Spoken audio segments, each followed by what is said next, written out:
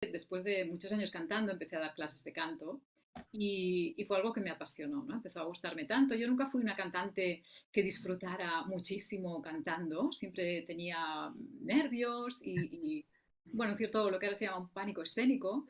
Y como os decía, la técnica tampoco había solucionado demasiados problemas, aunque durante toda mi carrera o estos años de profesión como cantante, había probado, no os podéis imaginar, técnicas distintas, profesores distintos, nunca paré de formarme y nunca conseguí pues, un resultado que fuese determinante, ¿no? Para sentirme cómoda en el escenario, con lo cual nunca, tengo la sensación de que nunca disfruté realmente de cantar, sino que cantar, bueno, pues fue algo que más o menos se me daba bien y pude hacer durante un tiempo hasta que el empezar a dar clases pues fue un poco la salvación para dejar de exponerme en el escenario y empezar a enseñar a otras personas canto. En una época en que en Barcelona empezaba el teatro musical bueno, había un furor, ¿no? Por aprender técnica vocal. Yo en ese momento estaba trabajando con una conocida técnica que además tenía mucho éxito y todo el mundo quería aprender esa técnica, pero esa técnica no me estaba dando estos objetivos, ¿no? Que yo quería para mis alumnos, ¿no? Que era un cambio consistente a corto plazo y que perdurara en el tiempo. Los cambios que se daban en la clase estaban muy bien, pero muchas veces, no sé si os ha pasado, la semana siguiente todo volvía a empezar de cero un poco, ¿no? O ocurrían cambios durante el curso que después del verano, por ejemplo, ¿no? De un periodo de vacaciones, pues parecía que todo volvía otra vez al punto de inicio. O ocurrían cambios en las clases, pero en el escenario se desmontaba todo el trabajo, ¿no? Uno superaba aquel sobreagudo en una canción, pero cuando tenía que exponerse en público, pues aquellos problemas volvían a aparecer. Con lo cual esto a mí me estaba pues, causando mucho malestar, ¿no? De por qué había un porcentaje de alumnos que eran como imposible, ¿no? De que la técnica dejara huella en ellos y todo se me desmontaba muy rápidamente. Yo era también, o fui, este perfil de alumno. Y lo que quería yo también es, sobre todo, que la mejora fuera continua, es decir, que incluso en cantantes de nivel que no tenían ningún problema, pudieran de alguna forma, con el trabajo vocal, seguir mejorando casi hasta el final de sus carreras, ¿no? No tener la sensación de haber tocado techo o de decir, bueno, hasta aquí llega mi voz y ya está, y me conformo, sino que hubiera una posibilidad también de que esto no parara de mejorar y de cambiar. También porque durante la vida nos pasan cosas, nos pasan muchas cosas y la voz también sufre de los cambios hormonales, del estrés y de las situaciones vitales que inevitablemente nos van a acontecer. Así que esto era algo que a mí también pues me preocupaba, ¿no? El hecho de estar enseñando algo a lo que todos los alumnos tenían que adaptarse cuando yo creo en esta máxima firmemente, ¿no? En que la técnica debe adaptarse al alumno y no es el alumno el que debe adaptarse a la técnica. Si hay algún gesto vocal que al alumno le resulta incómodo, aunque en mi manual técnico me está diciendo que es así como debe realizarse, no me sirve, ¿no? Yo siempre digo que trabajo con personas que tienen voces y no solo con las voces, ¿no? Sino con todo un entramado alrededor de estas voces y esto es muy importante tenerlo en cuenta porque muchos coaches nos hemos dedicado a ver solo la parte mecánica, de ver una parte muy pequeñita, ¿no? Unas cuerdas vocales, una lesión, unos nódulos, cómo superar eso, pero alrededor de la voz, alrededor de lo puramente mecánico, pues hay todo un entramado que cada persona tiene, que en cada persona es diferente.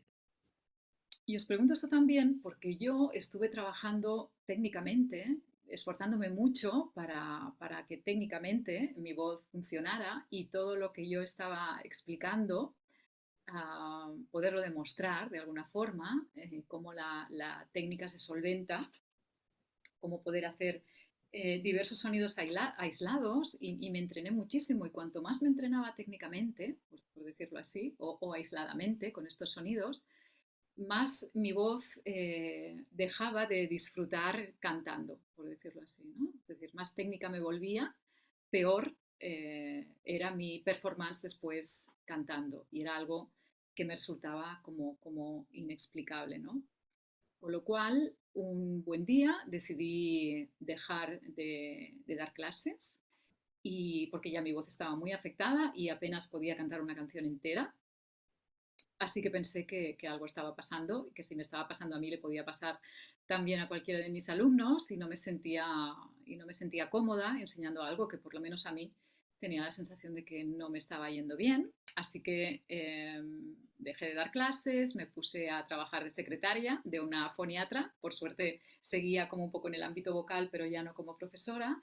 Y estuve como un par de años investigando qué estaba pasando con mi voz, ¿no? Porque para unas cosas podía ser muy eficaz, sonidos aislados, como os comento, demostrar según qué sonidos o según qué calidades vocales, pero después a la hora de cantar era un desastre total.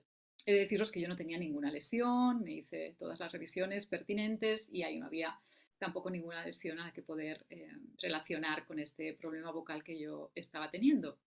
Tensegridad es un término que se utiliza en arquitectura, que no sé si igual os suena, porque ahora se habla un poco también como el cuerpo necesita también de esta tensegridad y cómo está conformado por esta tensegridad, que no es nada más que un autoequilibrio estable formado por elementos que soportan tracción y elementos que soportan compresión, ¿no? Unos están aguantando, otros están empujando, pero en todo esto hay una estructura que mantiene un cierto equilibrio. ¿Por qué es importante esto? Seguramente hay cosas que iremos viendo y que quizás al final del recorrido tendrán más sentido para vosotros que ahora, pero bueno, no quería dejar tampoco de comentarlo, porque serán cosas de las que iremos hablando también durante las sesiones, porque a veces uno ve en un alumno un problema vocal y ve directo, ¿no? Va directo porque sabe que es ahí donde tiene que ir, pero muchas veces estos alumnos ya vienen con su desequilibrio equilibrado, ¿no? Por decirlo así.